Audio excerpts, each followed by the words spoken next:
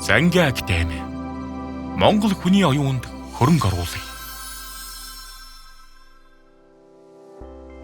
За сайн байцгаана уу, намайг Тамира гэдэг. За борлуулалтын цуврал хичээлдээ тавтай морил. За энэхүү сургалтаар дараах ойлголтуудыг, дараах мэдлэгийг таах болно.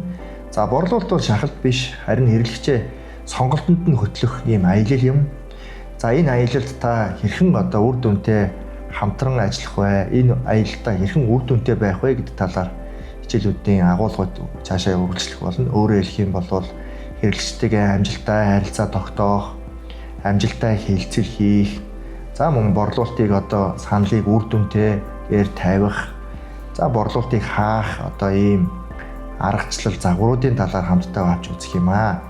За ингээд таны сурах үстэнд амжилт хүсье. Хичээлээрээ үргэлжлүүлэн уулзцгаая. Баярлалаа. Зангийн академи. Монгол хүний оюунд хөрөнгө оруулъя.